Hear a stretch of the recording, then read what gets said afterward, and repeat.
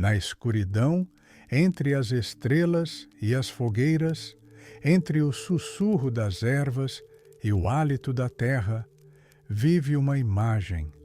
Ela é mais antiga que todas as palavras e mais silenciosa que todos os profetas. Sua forma serpenteia intrincadamente nas profundezas dos mitos, como um rastro na areia, como uma serpente à beira do sono. É um dragão, ou talvez um deus serpente, uma criatura que não possui apenas uma forma. É o sopro das cavernas, é a serpente que se enrolou em um círculo e guarda em si o começo e o fim. Desde que o homem começou a falar, ele começou a contar histórias, e desde o momento em que começou a sentir medo, ele começou a criar. Assim, nasceram os primeiros mitos, e entre eles, quase sempre, ao lado dos elementos, das montanhas, das águas e do céu, estava ele, a serpente. Com asas ou sem, com fogo na boca ou com a pérola da sabedoria nas garras, ele preencheu tanto o medo quanto a reverência. Ele foi simultaneamente inimigo e mestre, monstro e divindade, trevas e luz. Era temido, adorado, combatido e reverenciado. Por que justamente a serpente? Por que justamente o dragão? Por que, uma e outra vez, em culturas separadas por milhares de quilômetros e tantos anos, surge a mesma imagem?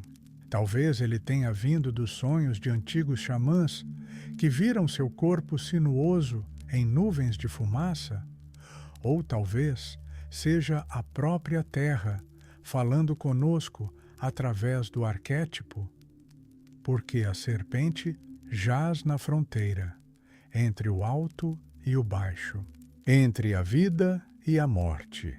Ela desliza sem deixar rastros, ela troca de pele e renasce. Ela pode ser venenosa e mortal, ou talvez sagrada e curativa. Quando o homem via o relâmpago, dizia: é a serpente do céu. Quando o oceano rugia, era a serpente das profundezas. Quando a grama sussurrava sob os pés, ele podia estar lá. Ele se escondia em padrões, em símbolos, em anéis e labirintos. Ele vivia em contos e era passado de boca em boca, como o próprio sopro da memória. Em grego, a palavra dragão vem de fitar, olhar fixamente. E, de fato, o dragão é aquele que vê. Ele olha para dentro de nós, nas profundezas, onde o medo se une à reverência. Seu olhar é uma provação. Seu sopro é um fogo purificador, ou uma névoa de sono. E por isso, o dragão se torna não apenas um monstro, mas um limiar, além do qual reside o mistério, além do qual o caminho começa. Hoje vamos embarcar em uma jornada suave, lenta. Não vamos lutar com dragões, vamos ouvi-los, ouvir como o vento sussurra sobre eles nas ruínas da Babilônia, como eles se movem nas areias do Egito, como se elevam sobre os templos da Índia e dançam sobre as águas da China, como se escondem nas montanhas do Japão e se sentam sob as raízes da árvore do norte. Ouviremos como eles ganham vida nas lendas deixadas pelos astecas e maias, e como sua imagem permeia tanto os contos cristãos quanto as crenças populares. Esta não será uma história de batalha, será uma história de respiração, de movimento, de uma presença antiga, Não vamos nos apressar. Vamos deslizar como uma serpente pela grama do tempo, lentamente, sem pressa, através de sonhos e do silêncio. Feche os olhos, escute com atenção. Em algum lugar próximo, no mais profundo, a serpente já iniciou seu caminho. Quando as estrelas ainda eram jovens e a terra não tinha forma, não havia montanhas, nem rios, nem tempo. Havia apenas um caos ilimitado e silencioso. Assim começa o mito que nos chegou do vale entre os dois grandes rios, o Tigre e o Eufrates. Ali, onde nasceram as primeiras cidades, os primeiros escritos, as primeiras leis e os primeiros mitos registrados pela mão humana. Foi lá, na terra dos sumérios, acádios e babilônios, que a serpente se tornou pela primeira vez a mãe primordial de tudo o que existe, Tiamat, um nome que soa como o sopro do vento sobre o mar morto. Sua imagem, o oceano primordial, do qual nasceram tantos deuses quanto o mundo. Ela não era apenas um monstro, ela era o próprio elemento, água que precedeu a vida. Seu corpo carregava em si um poder primordial, sem forma e ao mesmo tempo cheio de potencial. O mito diz que no início existiam apenas dois seres, Apsu, a água doce, e Tiamat, a água salgada. Juntos, eles deram origem a tudo. Seus filhos, os jovens deuses, tornaram-se muito barulhentos, e Apsu quis destruí-los. Mas antes que ele pudesse fazer isso, ele foi morto. E então Tiamat despertou. Sua fúria era avassaladora. Ela se levantou para destruir aqueles que ela mesma havia gerado. Mas Tiamat não estava sozinha. Ela mesma criou um exército de monstros, 11 formas de terror, dragões, serpentes, monstros com garras e escamas, com olhos flamejantes e bocas que exalavam veneno. Ela se colocou à frente deles, ela mesma, na forma de uma enorme serpente alada, e conduziu seus filhos à batalha. Ela se tornou um símbolo do caos, mas não do mal, pois nela havia o que existia antes da moralidade, antes das oposições. Ela, pura potência, equilibrada e terrível. Os deuses se assustaram. Muitos recusaram-se a enfrentar Tiamat. Apenas Marduk, um deus jovem e ainda não glorificado, concordou em desafiá-la. Em troca, ele exigiu o poder supremo. E quando os outros deuses consentiram, Marduk entrou em combate. Ele se armou com uma rede, o vento e um arco. Chamou todos os elementos em seu auxílio e foi ao encontro da mãe primordial. A batalha foi longa, os céus tremeram, mas Marduk venceu. Ele prendeu Tiamat na rede, abriu sua boca e fincou uma flecha nela, perfurando seu coração. Ele cortou seu corpo ao meio. De uma parte, criou o céu, da outra, a terra. Suas lágrimas tornaram-se rios, seu sopro, nuvens. De suas entranhas nasceu o mundo. Tal é o mito babilônico da criação. O mundo surgiu não do nada, mas do corpo do Deus serpente, da poeira do vencido, da carne do caos. E mesmo a vitória sobre a serpente não foi destruição, mas transformação.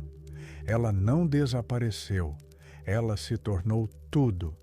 Vivemos dentro de Tiamat. Este mito não é apenas um conto antigo. Ele nos diz como o homem via a natureza, não como um inimigo, mas como uma força a ser ordenada, não para destruir, mas para dar forma. Não há mal em Tiamat. Nela há profundidade. Ela, a mãe que se tornou oceano. E é por isso que a serpente neste mito é uma criatura dual. Ela destrói, mas também dá a luz. Ela traz o caos, mas dele surge o cosmos, um mundo ordenado. Não podemos entender a serpente sem aceitar que ela está sempre entre a água e a terra, entre a mãe e o inimigo, entre o abismo e o horizonte. Tiamat, uma das mais antigas deusas serpente da história da humanidade. Seu nome foi esquecido, mas sua imagem vive em outras culturas, em monstros marinhos, em dragões de tempestade, em histórias de deuses que lutam com o mar. Em cada estrondo de trovão está sua voz, em cada tempestade, seu sopro. Ela não desapareceu. Ela é a essência. Os olhos da antiguidade se fecham lentamente. Na areia da Suméria não se ouve mais os passos dos sacerdotes, mas basta ouvir, como entre as linhas, entre as pedras e as sombras, seu nome começa a ressoar novamente. Tiamat, a grande serpente, a grande mãe. O começo de todos os começos. A noite desce sobre a terra e sobre o seu fundo floresce um dos mais antigos símbolos, a serpente infinita, que se contorce nas sombras do submundo, majestosa, terrível, persistente. Seu nome é Apep, ou Apófis, o deus serpente do antigo Egito. Ele não pertence nem ao dia, nem ao mundo dos vivos. Ele desliza eternamente nas águas subterrâneas do Duat, o reino dos mortos, onde todas as noites se desenrola um drama, repetindo-se incessantemente. O sol, na mitologia egípcia, é o deus Ra, que navega pelos céus em sua barca solar. De dia, ele ilumina o mundo dos vivos, mas quando a noite cai, ele desce à terra para atravessar o sombrio Duat. Lá, Apófis o espreita. A grande serpente do caos, com milhares de milhas de comprimento, cujo corpo se enrola em anéis, como um rio que envolve a escuridão. Sua tarefa é parar Ra, engolir a barca, destruir a ordem e impedir que o sol nasça novamente. Apófis não é um deus no sentido comum. Ele não tem templo, nem sacerdotes, nem imagens destinadas à adoração. Ele não é implorado por misericórdia. Ele é a personificação do caos, da escuridão e do que nunca deve vir à luz. E, no entanto, sem ele, a história do cosmos egípcio é impossível. Ele é uma parte integrante do ciclo. Ele é uma provação para a luz.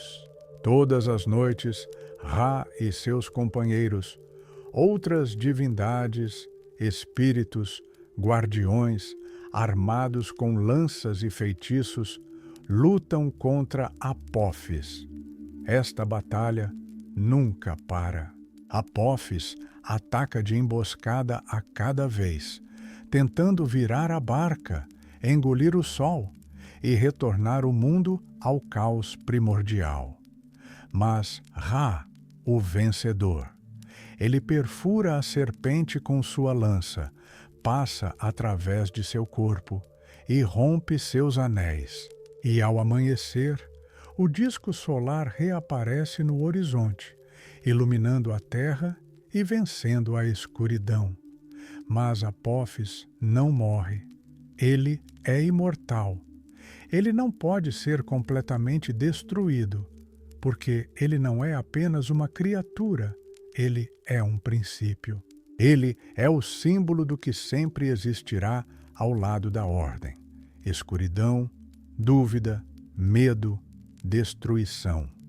Sem ele, não haveria vitória, não haveria esperança, não haveria sentido no movimento do sol. Ele é como a noite que deve vir para dar sentido à luz.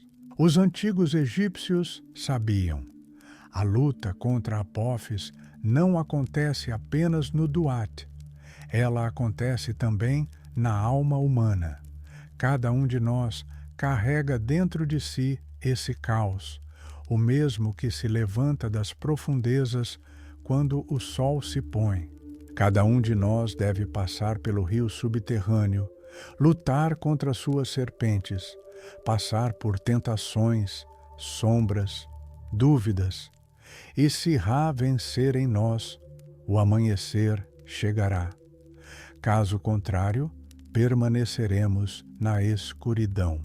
Nos textos funerários, gravados nas paredes das tumbas, há feitiços contra Apófis. No livro de Amduat e no livro das portas, descrições de sua forma corporal, rituais de derrota.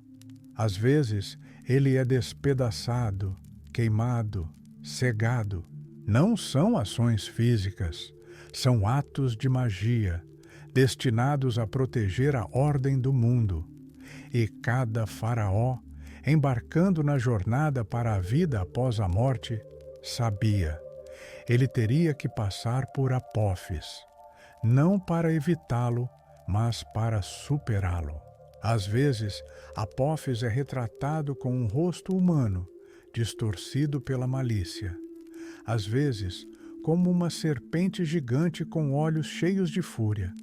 Mas, na maioria das vezes, ele é apenas uma sombra, longa, sinuosa, inaudível.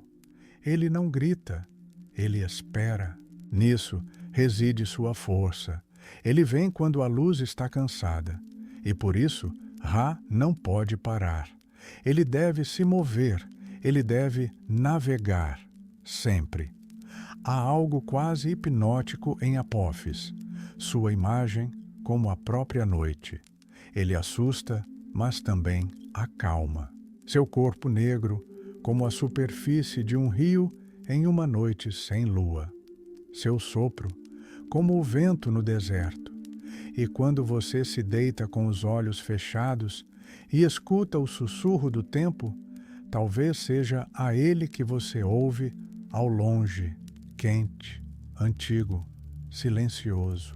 E, no entanto, apesar de toda a sua escuridão, toda manhã a luz retorna.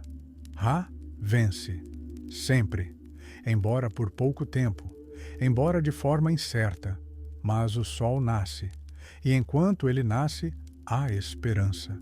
Assim, os egípcios enfrentaram sua escuridão, sem medo, com compreensão, com a crença de que o caos não é um inimigo, mas uma provação.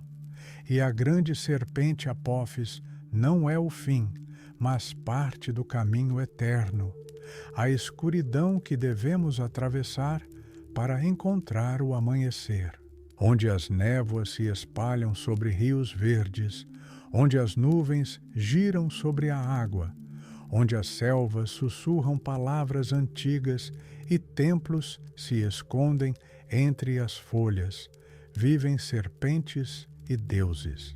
A mitologia indiana está repleta de imagens em que a serpente não é apenas uma criatura, mas energia, força, uma forma do próprio universo.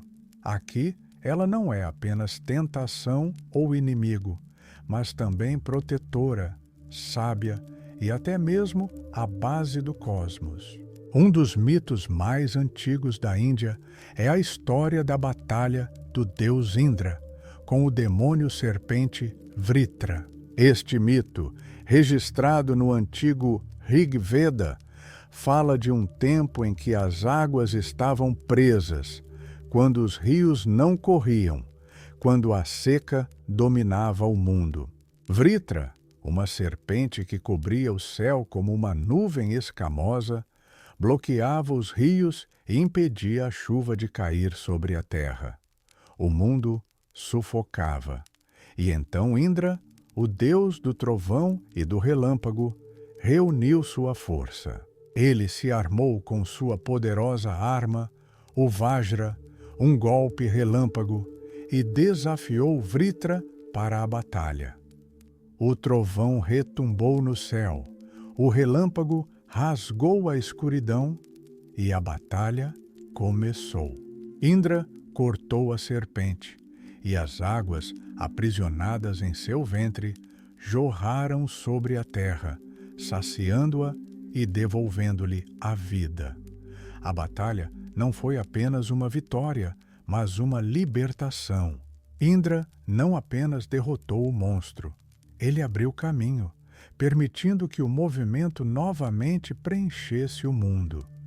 Este mito vive em cada gota de chuva, em cada trovão.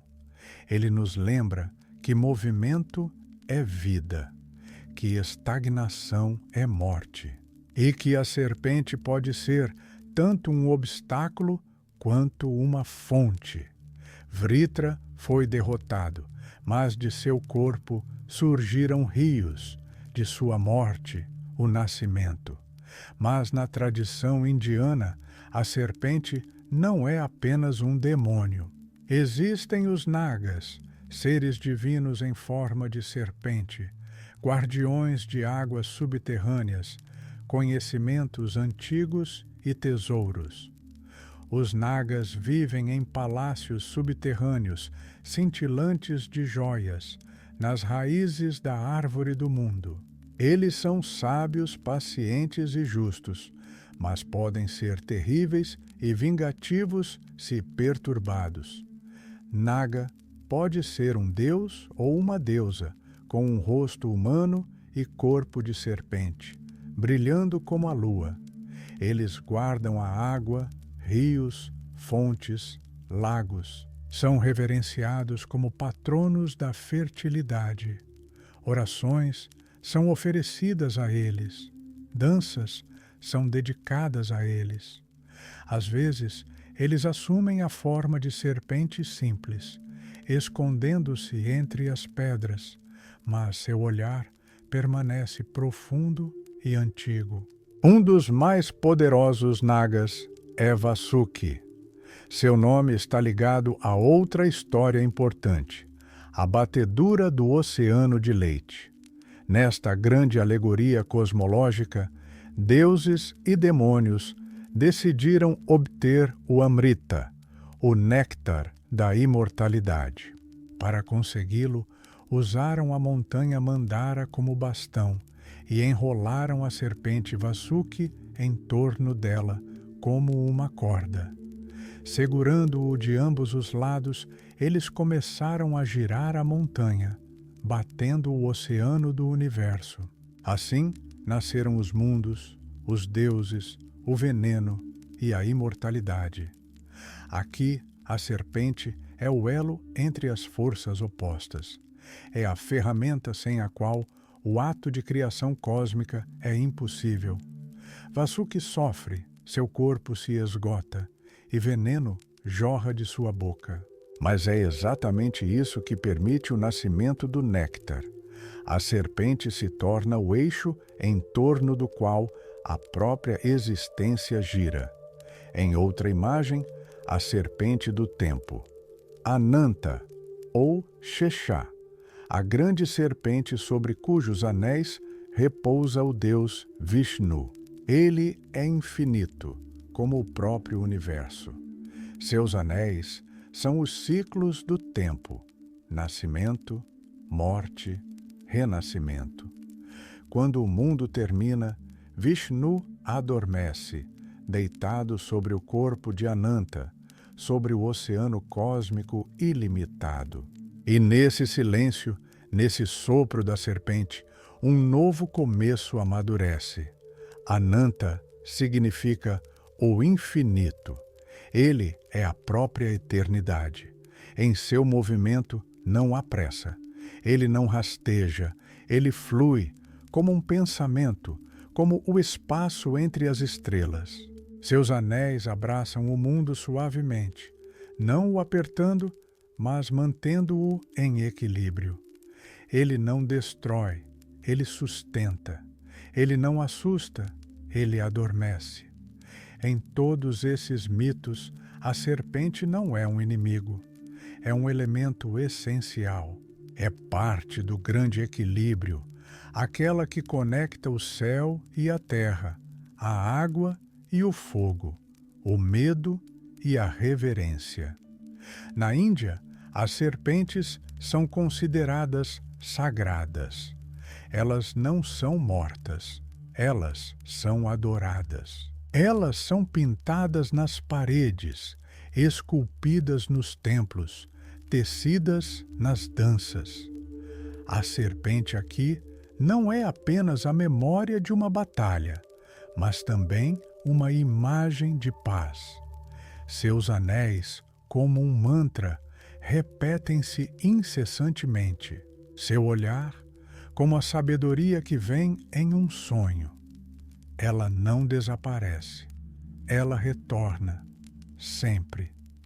Quando os olhos se fecham, quando tudo ao redor silencia, a serpente do tempo se deita ao seu lado. E você não tem mais medo, porque você sabe que ela não é uma inimiga, ela é uma guardiã, a guardiã do caminho que você percorre em seus sonhos. Quando uma névoa leve se estende sobre as montanhas e as nuvens giram sobre a água, neste hálito do mundo esconde-se uma criatura antiga.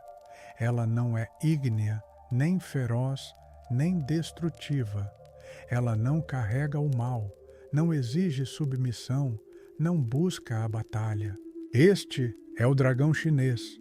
E ele é totalmente diferente de seus congêneres ocidentais. Ele não é um monstro, ele é um espírito. O dragão na China é um símbolo de vida, força, harmonia e bênção. O dragão chinês, ou Long, é um ser celestial. Seu corpo é longo como o de uma serpente, coberto de escamas como as de uma carpa. Ele tem garras de águia, chifres de veado, bigodes de tigre e olhos de demônio.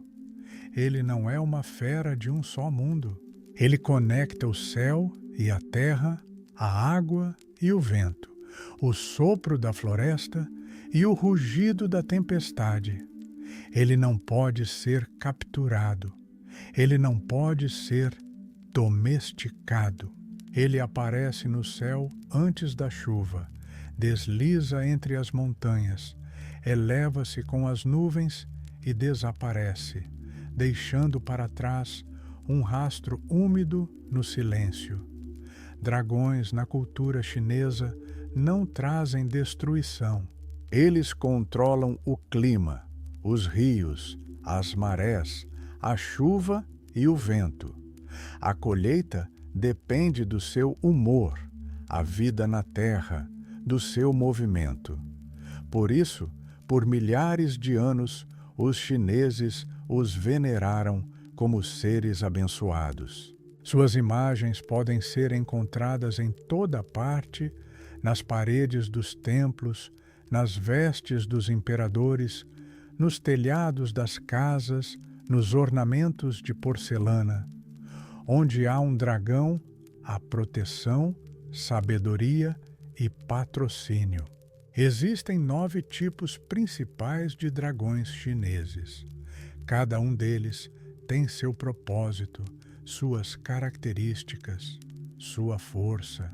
Um é o guardião dos céus, outro, o patrono dos rios, o terceiro, o protetor dos palácios, o quarto, o guerreiro das tempestades, o quinto, o espírito ascendente das montanhas. Cada um tem seu nome, sua lenda. Mas todos eles são unidos por uma característica: a conexão com a grande ordem, com o Tao, com o que reside além do visível. Um dos dragões mais reverenciados é o Qinglong, o dragão azul do leste, guardião da primavera, do elemento madeira e do vento do amanhecer. Ele, um dos 4 guardiões celestiais que protegem os pontos cardeais. Ele é frequentemente retratado nos portões dos templos como um patrono do princípio vital e do despertar. Quando Qinglong aparece no céu, é um sinal de mudança, um sinal da chegada de um novo tempo. Na mitologia chinesa, os dragões vivem na água, nos mares, lagos, rios, fontes subterrâneas. Cada corpo d'água tem seu dragão guardião, e quando começa uma seca ou uma enchente, as pessoas se voltam para eles com orações, danças e oferendas. Particularmente importantes eram os reis dragões, senhores dos mares, cada um governando sua parte da água. Oferendas eram feitas a eles, templos eram construídos para eles. Um deles, o dragão do Mar do Leste, era pai de uma filha que se casou com o imperador, o que sublinhava a divindade do poder imperial. O imperador da China era chamado de Filho do Céu, e ele próprio era considerado uma encarnação do dragão.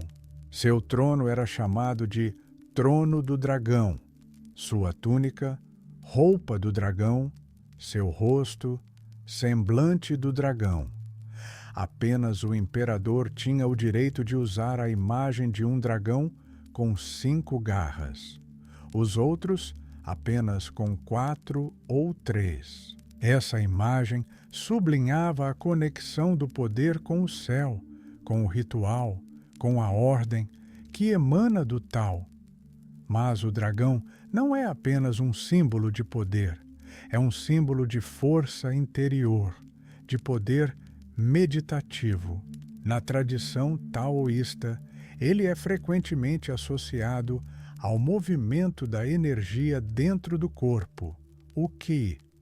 Na prática do Qigong ou Tai Chi, o dragão simboliza a fluidez, o movimento em espiral, o sopro do mundo fluindo através do ser humano.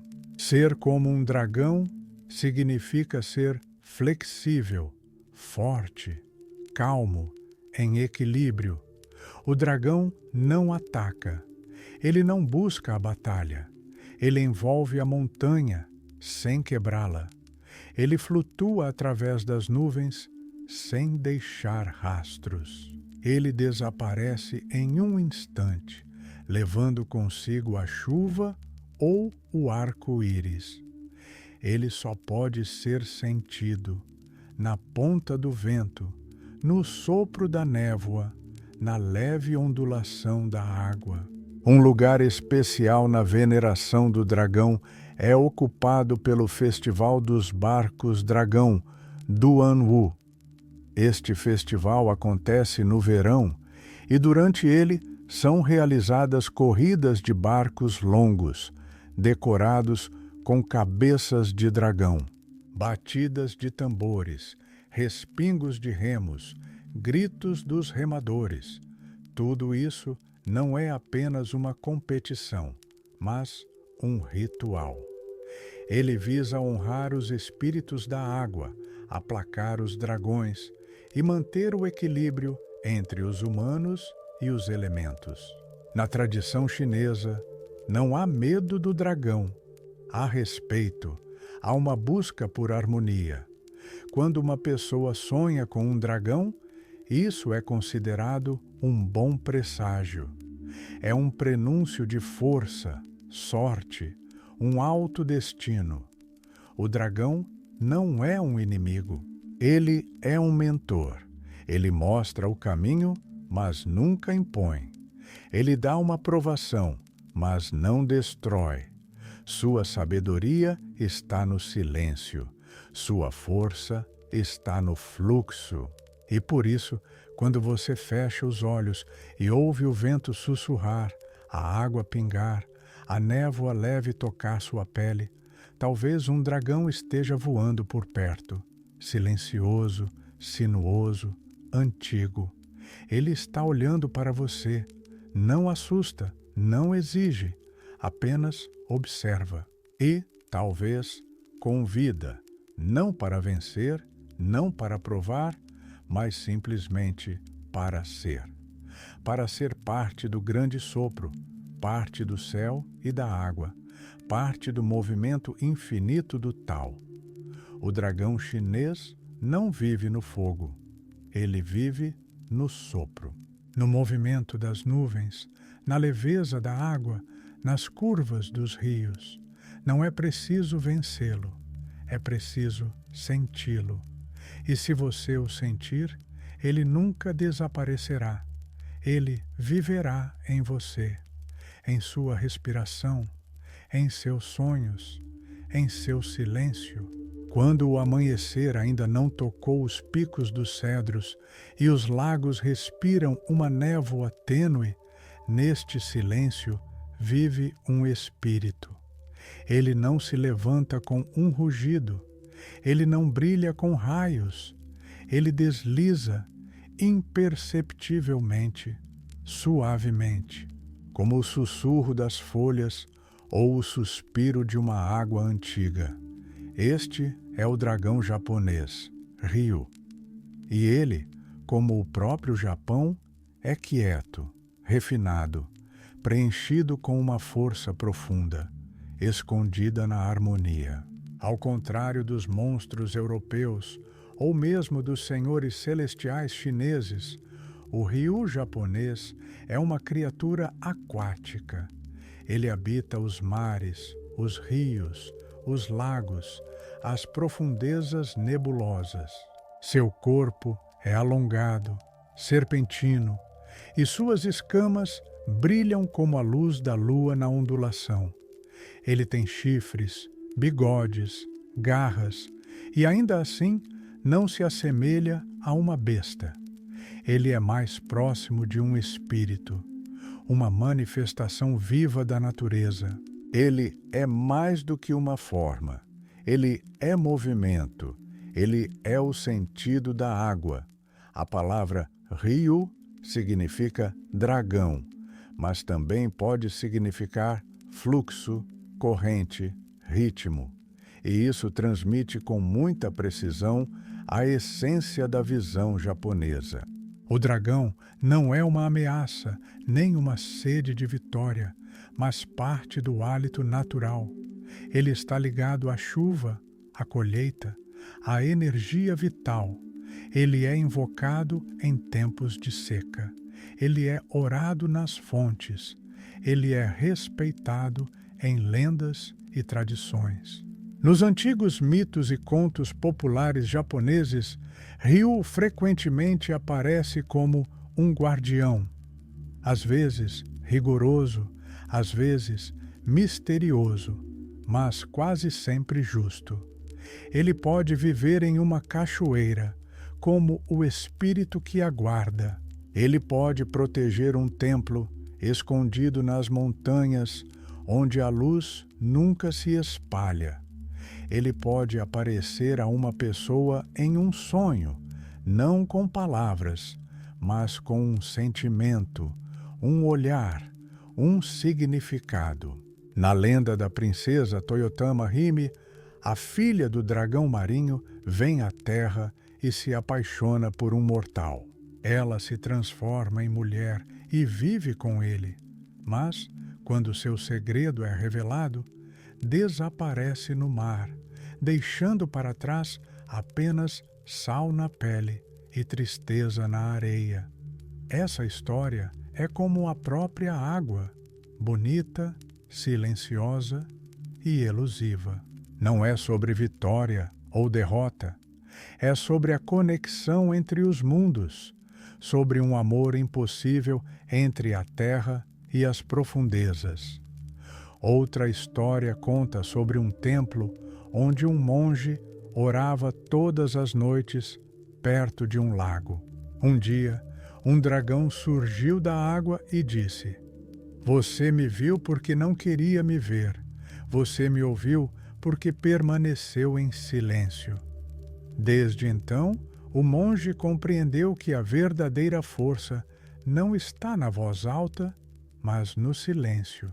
Não no desejo de controlar, mas na capacidade de deixar ir. Ryu é frequentemente retratado em gravuras e tecidos. Sua imagem é tecida no teatro kabuki e nos rituais shintoístas.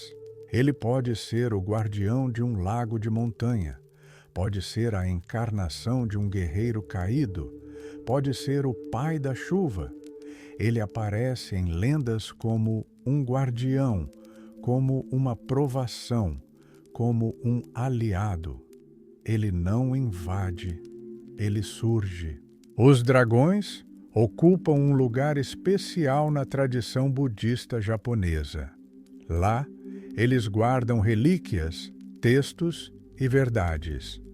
Eles são os porteiros do templo, mas não são aqueles que afugentam. Pelo contrário, são aqueles que verificam se você está pronto para entrar. Seus olhos não se enfurecem, mas penetram profundamente. Seu sopro é como o vento entre os bambus. Sua linguagem é o silêncio.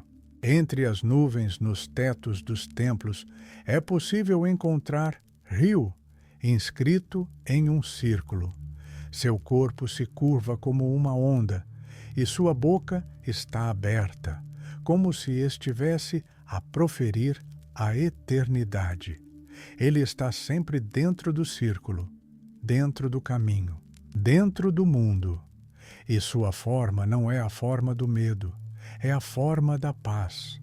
Quando você anda por uma trilha nas montanhas do Japão, onde o silêncio é mais denso que o vento, onde o musgo esconde as pedras e a água escorre pelas encostas, ouça com atenção. Ali, no sopro da floresta, talvez a cauda de um dragão se mova. Não para assustar, mas para dizer: eu estou aqui, eu guardo, eu lembro. Ryu é um mito que não grita. Ele vive enquanto silenciamos. Ele existe enquanto confiamos. Ele não exige fé, ele exige presença, estar perto, estar atento, ser suave como a água e forte como a onda. Ele não exige que você vença, ele oferece ir ao seu lado. E se você o vir em um sonho, não se assuste. Ele não traz infortúnio. Ele veio para lembrar. Tudo passa. A água flui. O coração sabe. E o sopro das montanhas é o sopro de Ryu.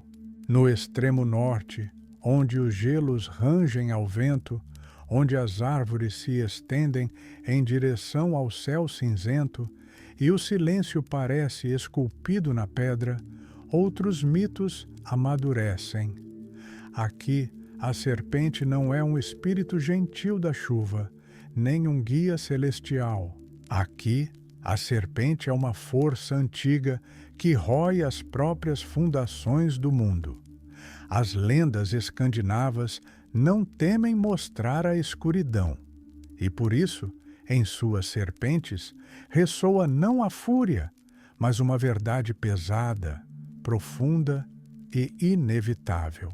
No centro desses mitos nórdicos está Jörmungandr, ou a serpente do mundo, filho de Loki e da gigante Angerboda. Quando os deuses o viram, assustaram-se. Ele crescia a uma velocidade assustadora, era enorme, indomável, perigoso. Então Odin, o Deus Supremo, o lançou no oceano que cercava Midgard, a terra dos homens. Mas Jörmungandr não se afogou. Ele cresceu, e cresceu tanto que envolveu toda a terra e mordeu a própria cauda. Assim, ele se tornou um símbolo do círculo completo. Ele se tornou aquele que mantém o mundo, a serpente que simultaneamente contém e ameaça. Ele, o anel, apertado em torno da vida. Ele não fala, ele silencia, mas seu silêncio, tenso, cheio de expectativa. Os escandinavos sabiam, Jörmungandr não ficaria inativo para sempre. Chegaria o dia do Ragnarök, quando ele se levantaria. Então ele soltaria a cauda. Seu corpo se estenderia. Ele se levantaria do oceano e desencadearia ondas, veneno e destruição sobre o mundo. Seu sopro envenenaria o céu. Ele lutaria contra Thor, o deus do trovão e do relâmpago. E eles se matariam mutuamente. Assim, o mundo terminaria. Assim, um novo ciclo começaria. Jörmungandr não é mau, é um ciclo. É a inevitabilidade da conclusão. É um lembrete de que tudo o que começa deve terminar. Ele não busca vingança, ele cumpre. Ele espera sua hora. Suas escamas são como o mar noturno, seus olhos como o céu gelado. Ele dorme e o mundo existe. Ele acordará e o mundo desaparecerá. E, no entanto, isso não é o fim, é a purificação. Há também outra serpente, outro destruidor, Nidhöggr. Ele vive nas raízes da árvore do mundo, Yggdrasil. Essa árvore de freixo conecta 9 mundos, de Asgard dos deuses a Helheim dos mortos. Suas raízes se estendem na escuridão, na terra, na água, e ali, abaixo, um dragão serpentino as rói. Ele afia seus dentes na carne da árvore, lenta, teimosamente, eternamente. Nidhöggr não tem pressa. Ele sabe que o tempo está a seu favor. Ele é um símbolo de decadência, de desintegração, do que mina até mesmo o eterno. Ele não é furioso, nem barulhento. Ele sussurra. Ele é o verme na base, e, no entanto, não se pode chamá-lo de pura maldade. Ele é simplesmente uma necessidade. Sem decadência não haverá crescimento. Sem morte, vida. Entre Nidhöggr e a águia, sentada no topo de Yggdrasil, um esquilo chamado Ratatoskr corre incessantemente. Ele transmite insultos, intensifica a inimizade, acelera o conflito. Isso é uma metáfora de como muitas vezes um mediador não resolve, mas agrava. Mas o próprio mito diz outra coisa. Nem mesmo a maior árvore do mundo está segura. Mesmo ela apodrece por dentro. E, no entanto, ela permanece. Por enquanto, os mitos escandinavos não confortam. Eles não consolam. Eles lembram. Eles dizem: tudo passa, tudo desmorona, tudo está fadado, mas nisso há força. Porque se você conhece o fim, você também conhece o preço do começo.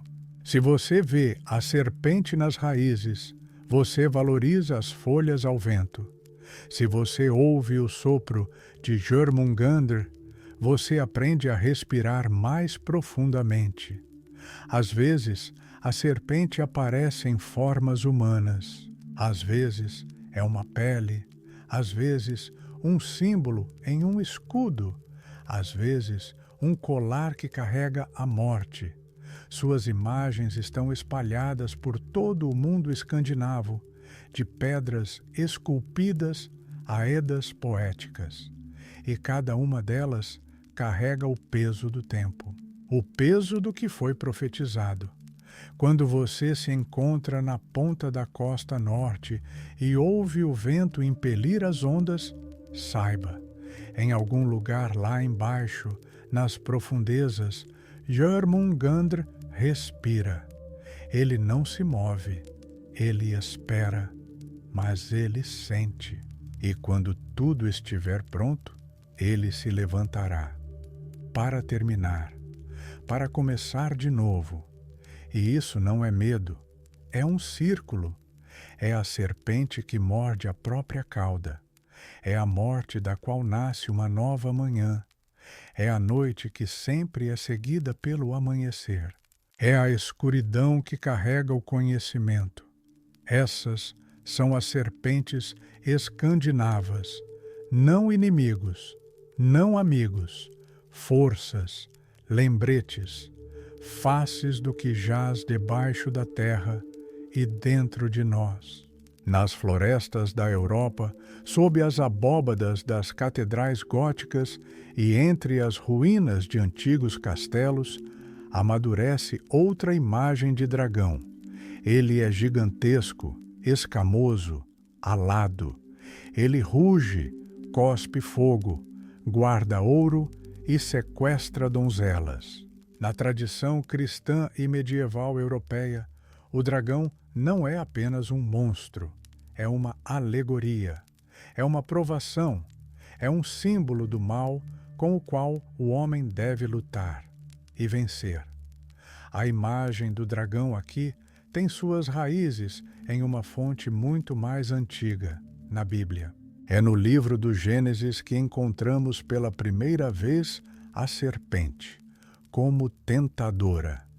Ela não cospe fogo, ela sussurra, ela seduz, ela instila a dúvida.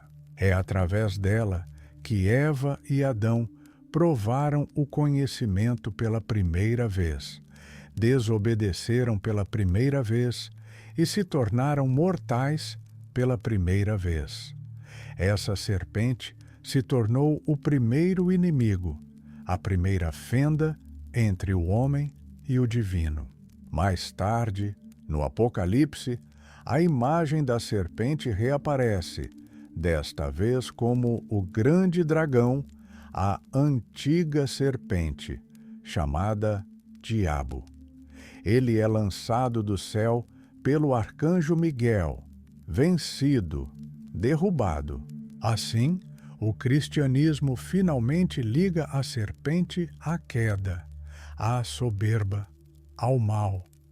Desde então, o dragão se tornou o inimigo por excelência. Seu papel é ser vencido. Sua existência, ser uma provação. Mas apesar dessa simbologia clara, nas lendas europeias, o dragão não é apenas o mal. Ele é mais complexo. Ele é poderoso, misterioso, atraente. As pessoas o temem, mas também o admiram. Ele guarda segredos antigos, tesouros enterrados, entradas para outros mundos. Frequentemente, ele vive em cavernas, símbolos do subconsciente, das profundezas, do desconhecido. Ele não é apenas uma ameaça, ele é um guardião. Uma das histórias mais conhecidas é a lenda de São Jorge. Em uma cidade que sofria com um dragão, os habitantes ofereciam-lhe sacrifícios para que não destruísse o assentamento. Finalmente, a filha do rei foi designada como sacrifício. Quando ela foi ao encontro do dragão, apareceu Jorge, um cavaleiro com uma lança, um guerreiro da luz. Ele feriu a serpente, libertou a moça e a cidade. Esta história se repete em inúmeras pinturas, ícones, baixos relevos.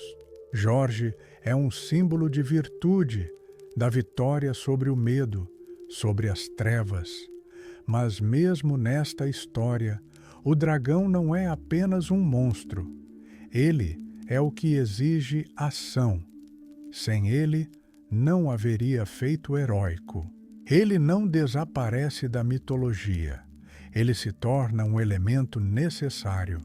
Assim como na psique humana, a sombra não é um inimigo, mas parte do caminho.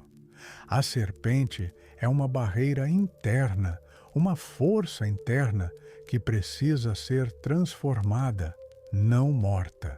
Em outras lendas, dragões guardam pontes, montanhas, poços. Em Beowulf, o herói luta com o dragão e ambos morrem. A vitória é conquistada ao custo da vida. O dragão não desaparece sem deixar vestígios. Ele exige sacrifício.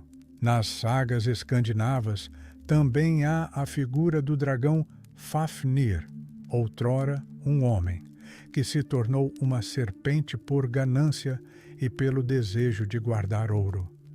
Ele não nasceu do mal, ele se tornou uma serpente, porque por muito tempo ele se apegou ao tesouro.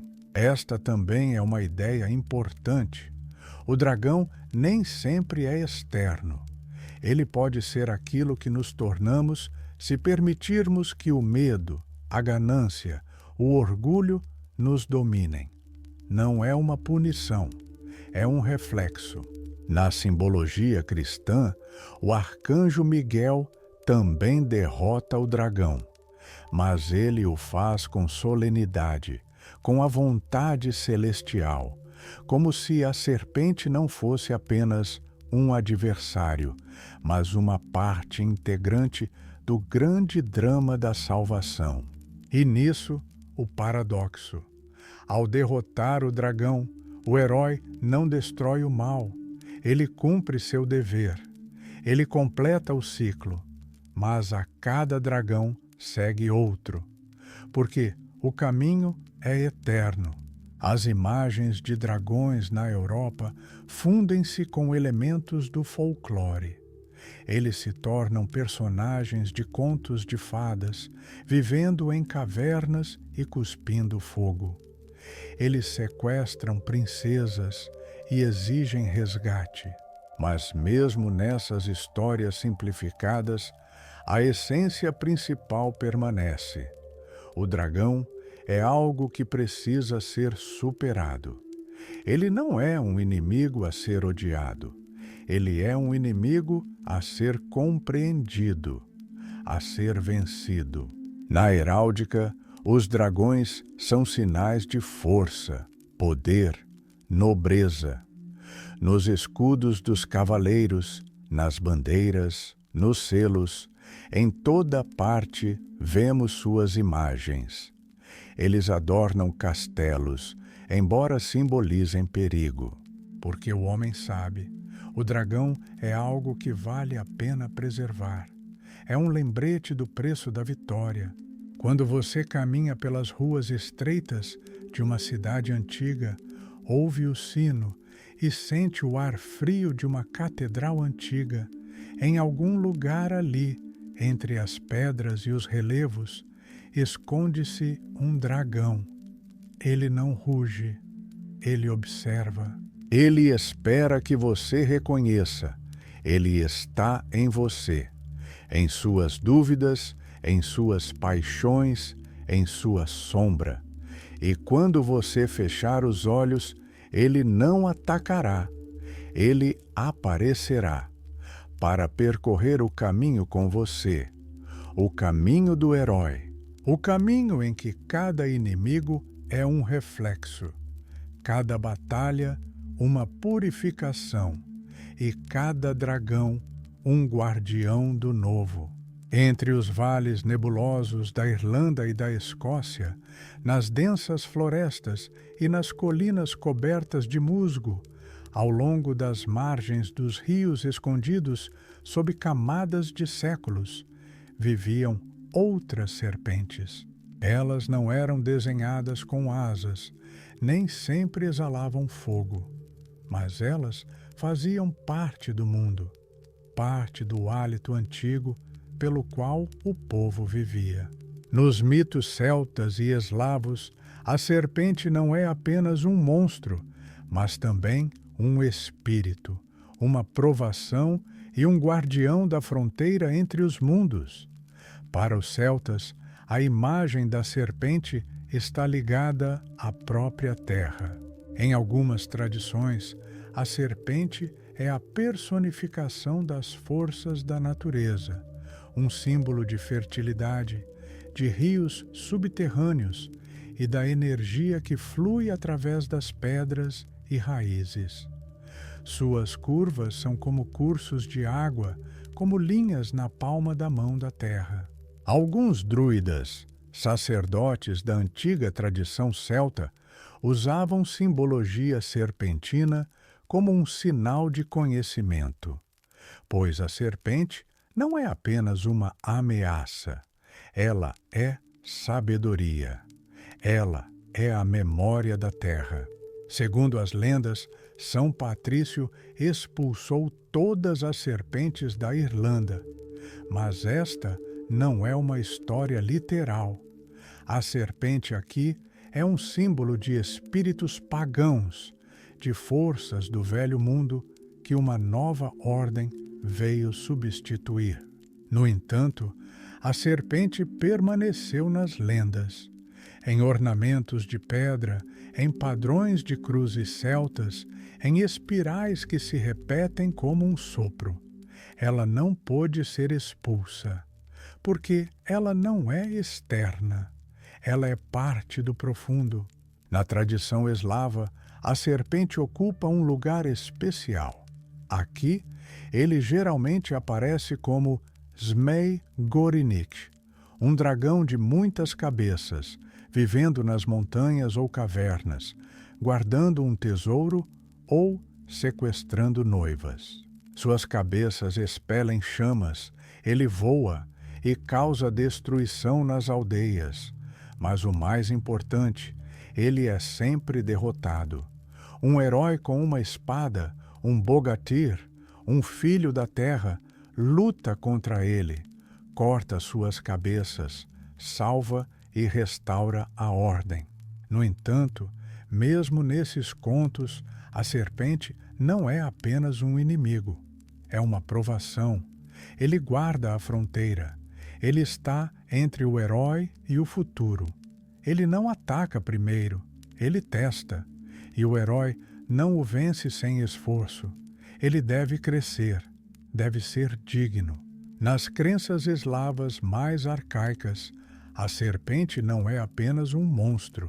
Existem deuses serpentes, espíritos que vivem em rios, pântanos, em encruzilhadas. Há Vi, com olhos que veem a morte. Há Veles, o deus do submundo, que muitas vezes assume a forma de uma serpente. Veles não é um inimigo de Perun, o deus do trovão, mas seu eterno rival. Um governa o céu, o outro a terra, o gado, a magia, a água. Sua luta não é destruição, mas equilíbrio. Os eslavos acreditavam: se uma serpente rasteja para dentro de casa, é um sinal. Se ela está perto do poço, deve ser respeitada. Ela nem sempre é morta, ela é apaziguada. Leite é deixado para ela, porque a serpente é parte do mundo. Matá-la sem necessidade é perturbar a ordem, e isso trará consequências.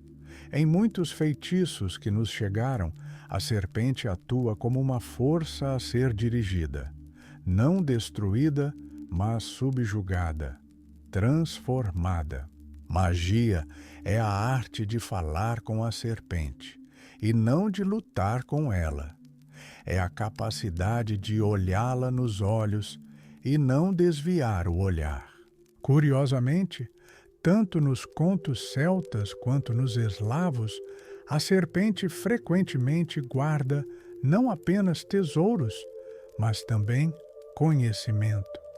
Ela está na entrada de uma caverna onde a sabedoria está escondida. Ela está no pé de uma árvore onde crescem maçãs da imortalidade. Ela não permite que você simplesmente passe, mas se você é digno, ela recua, ou se transforma em um aliado. A imagem da serpente e do dragão nessas culturas está ligada à natureza, à imprevisibilidade, à fronteira. É um guardião entre os mundos, entre os mortos e os vivos, entre o conto de fadas e a realidade, entre a infância e a idade adulta. Ele aparece quando é preciso dar um passo adiante para o novo, para o desconhecido.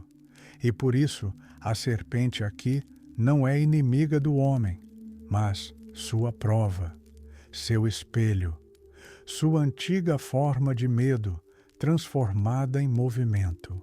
Ao vencer a serpente, o herói muda, mas talvez não a mate completamente.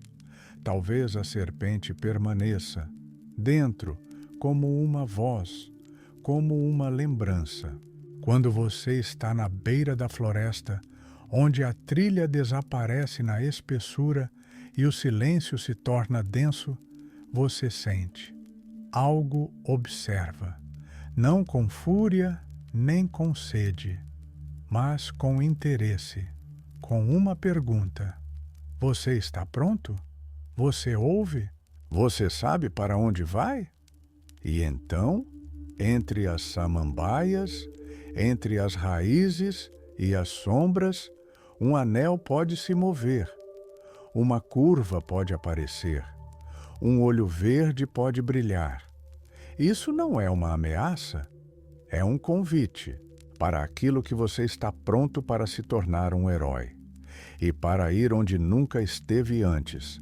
A serpente é uma guardiã, mas se você estiver pronto, ela o deixará passar, porque a serpente não é uma inimiga, ela é um limiar.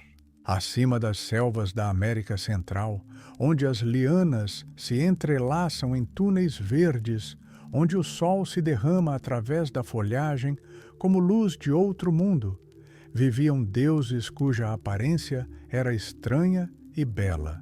Entre eles havia um especial. Ele não era humano, ele não era uma besta, ele era uma serpente, mas não uma comum. Ele era uma serpente com penas, uma serpente que voa. Seu nome era Quetzalcoatl, a serpente emplumada. Este nome soa como o sussurro de asas, como o estalo colorido do vento, como uma canção de luz.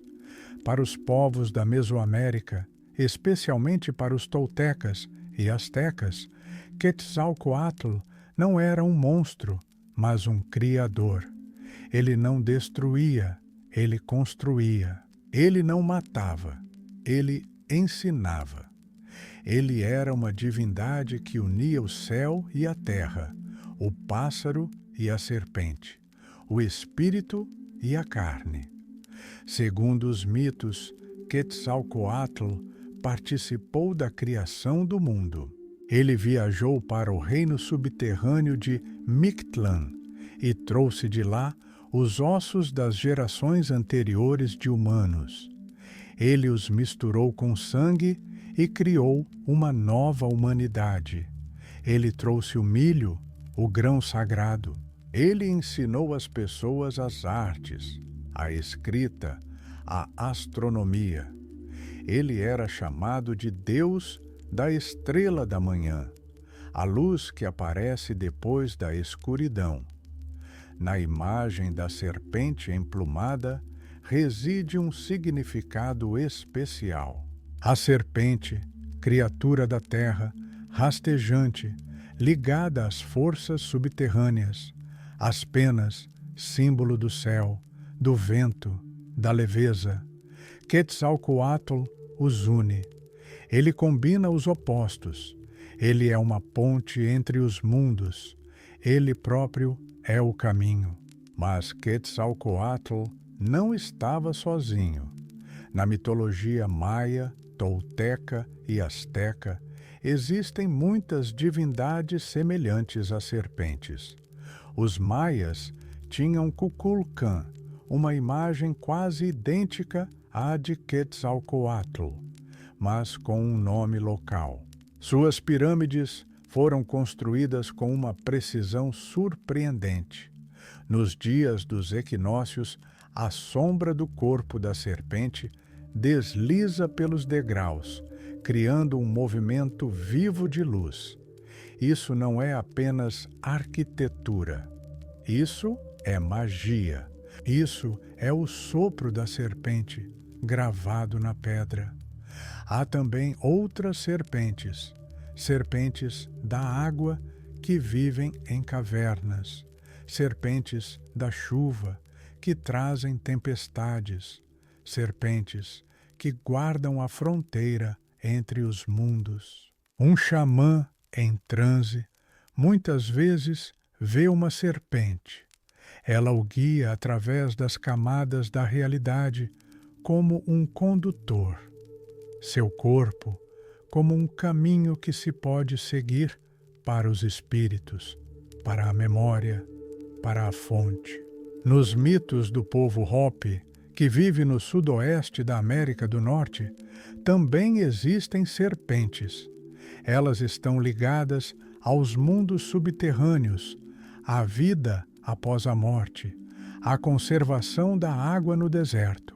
Durante as danças da serpente, os xamãs carregavam serpentes vivas, oravam aos espíritos da chuva, invocavam a energia ancestral. Isso não é medo, isso é respeito, é coexistência com a natureza. A serpente emplumada não é apenas um símbolo de conhecimento, é um símbolo de responsabilidade. Uma lenda diz que Quetzalcoatl uma vez pecou.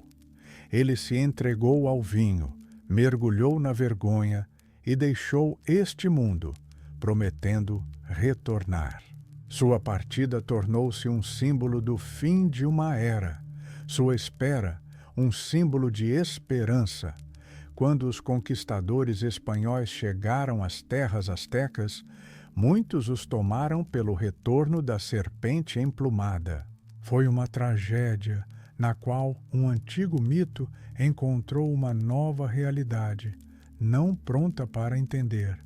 A serpente que esperavam era outra, mas a essência da lenda permaneceu. Há alguém que um dia retornará, não para se vingar, mas para restaurar. O espírito da serpente nas culturas americanas é sempre algo dual. Ela pode ser guardiã e destruidora, pode ser Deus e monstro, mas nela sempre se esconde uma conexão com outros mundos, do sono, da morte, do espírito. Ela vive em cavernas, em lagos, na sombra das montanhas, nas nuvens do pôr do sol. Se você se postar no sopé da pirâmide em Chichén Itzá no dia do equinócio e observar a sombra deslizar pelos degraus, você verá a serpente, não viva, mas presente, precisamente medida, retornando. É um lembrete de que tudo se repete, que o caminho está aberto. E se você fechar os olhos e imaginar uma serpente com o corpo sinuoso, mas coberta de penas, não de escamas, não será medo. Será voo, lento, solene, eterno. Será Quetzalcoatl, o Deus que dá, que cria, que parte e sempre retorna. Desde tempos imemoriais, quando o homem começou a contar histórias ao redor da fogueira, ela apareceu, a serpente guardiã de um tesouro, nem sempre de ouro. Às vezes, uma palavra. Às vezes, um segredo. Às vezes, uma passagem. Seus anéis eram portões. Seu olhar, uma pergunta. E se você quisesse passar, você precisava responder. Em muitas culturas, a serpente não é apenas uma criatura, mas uma guardiã. Ela não busca a batalha, ela espera. Ela jaz à entrada de uma caverna, ao pé de uma montanha, perto de uma porta secreta. Ela não se move até que você se aproxime. E então talvez ela falará, ou talvez apenas olhará, e você entenderá. Você pode passar, mas somente se estiver pronto. O tesouro que a serpente guarda raramente é apenas ouro. É memória, é conhecimento, é uma força profunda que pode destruir ou curar. Por isso, é preciso um guardião. Por isso, a serpente permanece em seu lugar, sem abandoná-lo por séculos. Ela não é um obstáculo, ela é um filtro. Ela só permite a passagem daqueles que são dignos.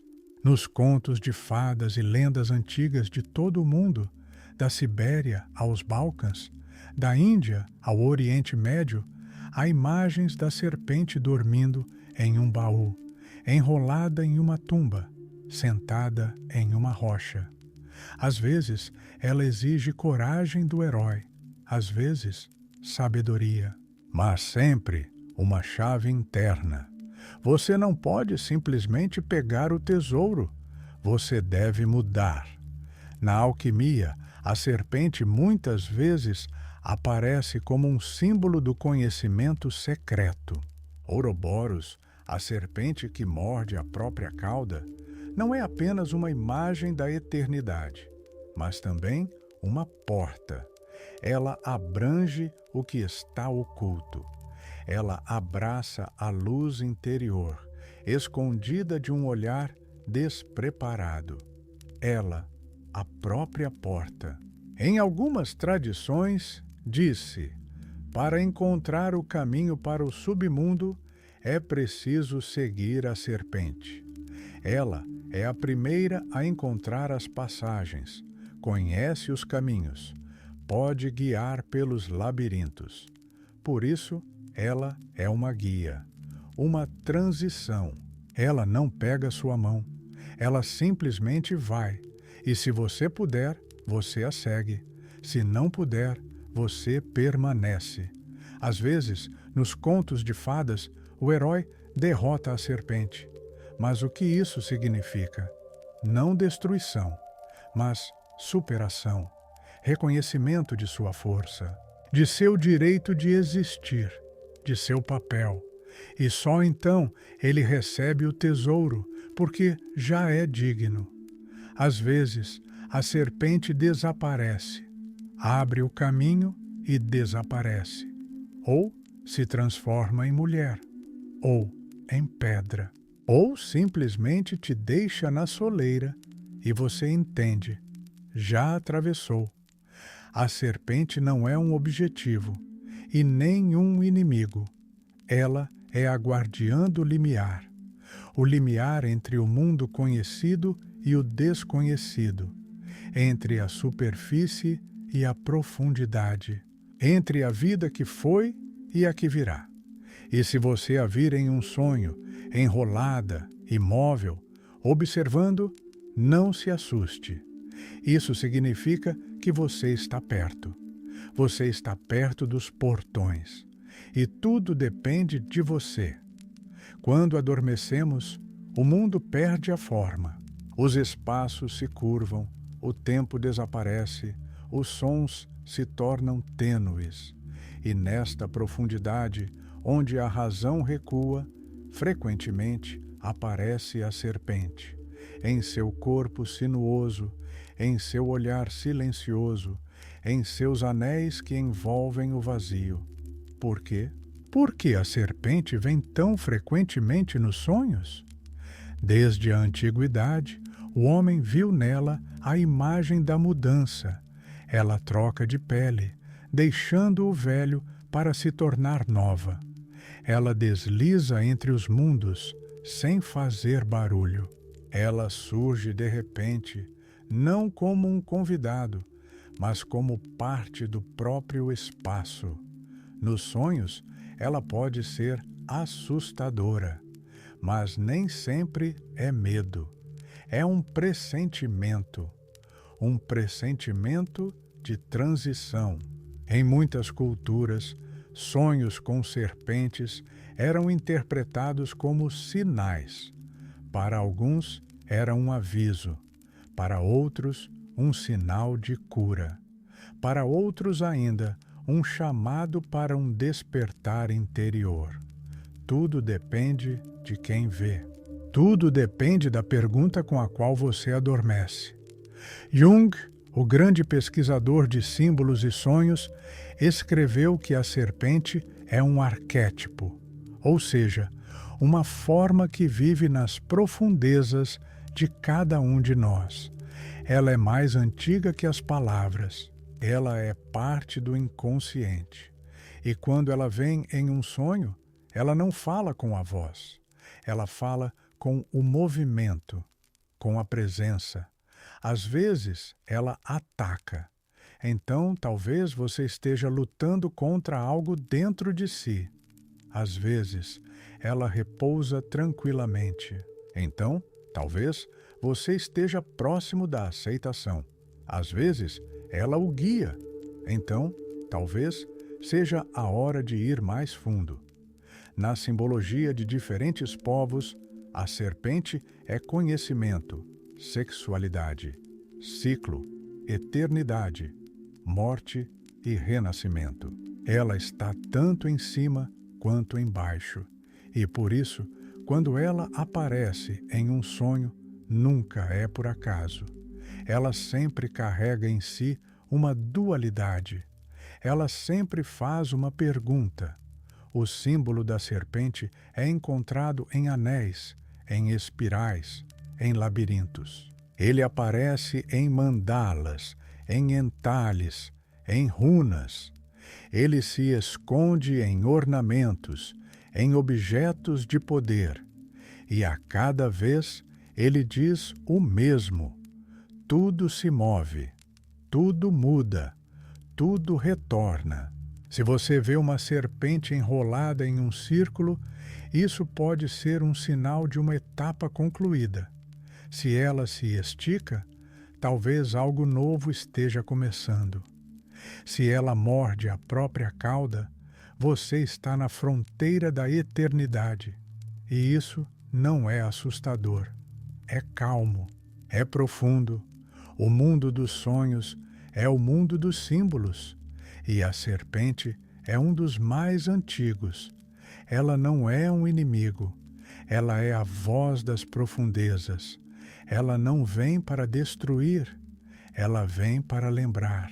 E se você a vir, suave, escura, brilhante ou invisível, não se afaste. Apenas olhe, apenas respire, apenas ouça. Porque talvez não seja a serpente, é você mesmo, falando consigo mesmo, na forma em que você pode entender. Você percorreu um longo caminho, através da água e do fogo, através das nuvens e da pedra, através de templos, selvas, planícies e rios subterrâneos. Você ouviu a voz da serpente, ora sussurrando, ora rugindo, ora cantando no silêncio. E agora, silêncio, completo, profundo, como um sopro antes das primeiras palavras. Você sabe agora que a serpente não é uma inimiga e nem uma amiga.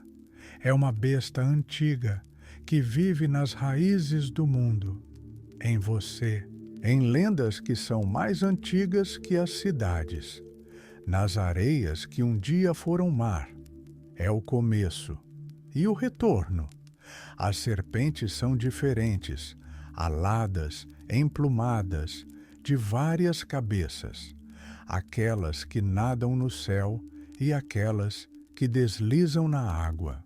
Mas em cada uma de suas formas há o mesmo, o caminho, O movimento, a presença, sem palavras, sem promessas, apenas um olhar, apenas um anel.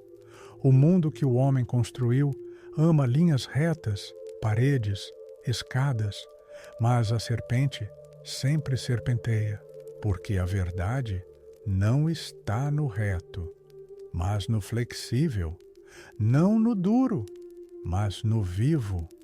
Ela lembra: a vida é uma curva, é uma flexão, é uma pele descartada, deixada na soleira do novo. E se um dia você ouvir um sopro na escuridão, não se apresse em se fechar. Isso não é mal, não é uma ameaça, é um chamado, um convite, um lembrete, que tudo retorna, que tudo passa, que tudo recomeça. O dragão não exige vitória, ele exige presença. Ele não traz respostas. Ele, a própria pergunta. E se você olhar em seus olhos, você já está no caminho. Você já está dentro do mito. Agora você pode deitar-se tranquilamente. A serpente se enrolou ao seu lado. Ela não dorme. Ela espera, como sempre, como eternamente.